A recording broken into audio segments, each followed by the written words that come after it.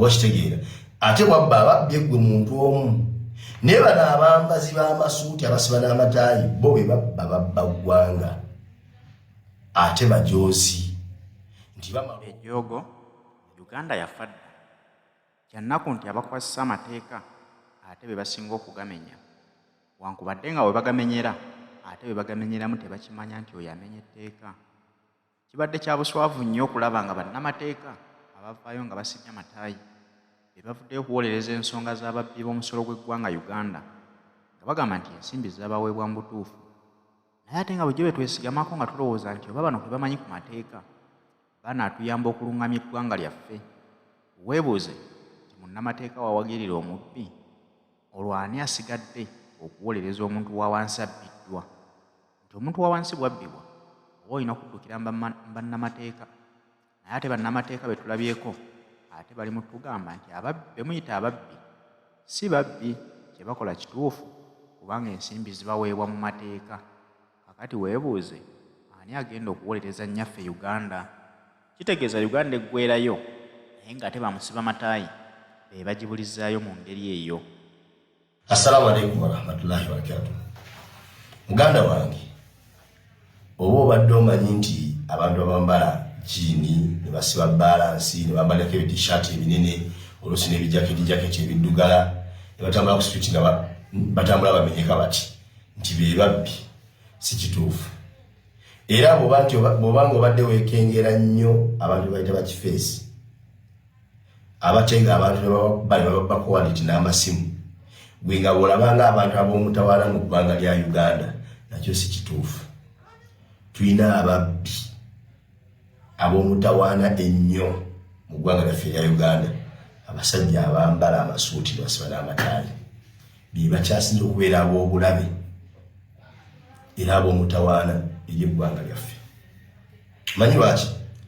Kifeesi akuteega n'akkuba n'akubbako essimu ne waletiyo ng'erimu emitwalo 10 n'atunda essimu ali emitwalo 5 ne 10 yadde mu watiji emitwalo 15 n'atambula n'agenda ate neyeekwekolemera kuddamu mulabako. Oba kitegeera ate wabba ababbye gwe muntu omu naye bano abambazi b'amasuuti abasiba n'amataayi bo be babba ggwanga ate bajoozi nti bamala okubba najja ku TV ne ku radio n'akusomera etteeka mweyasinzidde okubba oba n'akubuuza etteeka lyamenye okubba ssente ze yabbye. Kategedde akantu ako nti batubbira mu mateeka bo bennyini ge beekolera basobole okutubbanga. Batubbira mu luzungu batubbira mu masuuti, abo be bakyasinze okubeera ab'obulabe. Oba kitegeera Kifeesi asobola okukuba n'okutta n'akutta n'abeera nga si gwe omuntu omu, naye okubba kw'abano ab'amasuuti kuviirako abantu okufa abayitibwa obungi bw'otamanyi mu nsi yaffe Uganda. Mu Uganda tufiirwa abakazi abatakka wansi wa 30 olw'okubula ebikozesebwa mu malwaliro gye bazaalira, nga ssente zaali badde ziteeka saaviisi eyo mu malwaliro ago ab'amasuuti be bazeegabira. Oba kitegedde mu Uganda tufiirwa abantu abasoba mu 30 buli lunaku nga bafa accident olw'enguudo embi, nga ssente zaali badde zikola enguudo ezo tukendeeze ku bubenje ku makubo n'obulamu bw'Abannayuganda obutakomoka bwe buti mu accident ab'amasuuti nga be bazeegabira. Mu Uganda tufiirwa abaana abatakka wansi wa 300 buli lunaku olw'endwadde ezitaliiko bujjanjabi n'endi embi n'endabirira etali nnungi, nga ssente zaali badde zikola ku saaviisi eyo okuteeka amalagala mu malwaliro abaanaffe gye tubatwala bajjanjabibwe bawone. Abantu baffe nga twali kye twekwasa kubanga abantu mu nsi yonna bafa, naye ekyogamba nti bafa olw'okubulwa obujjanjabi. Ssente ezisobola okukola ekyo weeziri, naye ab'amasuuti be bazeegabira zonna. Oba kitegeera kati nawe wegambira nti bw'oba wadde otya nnyo abatemu ab'ebijambiya nga bano abalumba e Masaka ne batirimbula abantu abasoba mu 30 nga gwe bumanyi ng'abatemu, tya nnyo abambazi b'amasuuti abo be bakyasinze okubeera abatemu. Olw'ensonga abantu abeegabira ssente nga tafuddeyo ku bakyala bafe abafa olw'okula ebikozesebwa mu malwaliro gye bazaalira. abantu abayigabira ssente nga tebafuddeyo ku bantu bameka abafiira mu bubenje olw'enguudo embi nga ssente baziridde buli.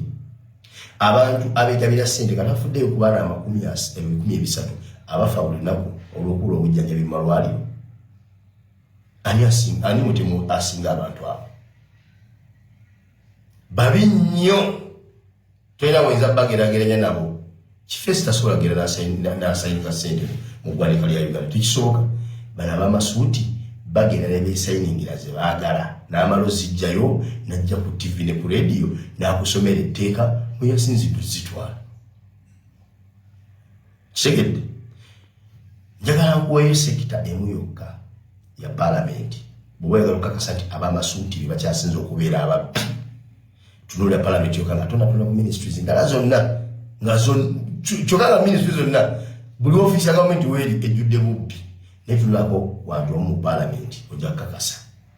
John bakatubalira nti paalamenti lunaku efulumya obuwumbi 2.5 buli lunaku obuwumbi 2.5. Oba kitegeera ssente ezo bw'ozibalamu omwezi gumu ze ssente gavumenti ya Uganda zeteekamu mu byobulamu omwaka mulamba. Paalamenti bazegabiramu ezo ne bituna obulamu bw'abantu mu Uganda yonna okuba nga ssente zibateekamu okutaasa obulamu bwabwe. Paalamenti zikozesa mu mwezi gumu gwokka. Ekyo tekyewuunyisa. Omukubiriza wa paalamenti omuyite sipiika buli lunaku yeegabira obukadde 20 ng'ezo zigenda kugula butungulu na nnyaanya ewakaawe n'amata g'abalongo. Oluzagala batwala zenkanawa. Oyo nno si salale zaakulyako buli. Oba kitegeera kati teriyo babbi basinga abambazi b'amasuuti. Bwe munaakitegeera mujja kunneegattako. Era kyokola nti His Excellency Robert Kyagulanyi Ssentamu yavuddeyo okwogera ku babbi n'amasuuti. Buli wa suuti yasituse okulwanirira mu bbi munnaabwe. Era teriwali olutalo Robert Kyagulanyi Ssentamu lwagenda assanga mu buzibu ng'olutalo lw'oku era teriwali olutalo Robert Kyagulanyi Ssentamu lwagenda assanga mu buzibu ng'olutalo lw'okulwa.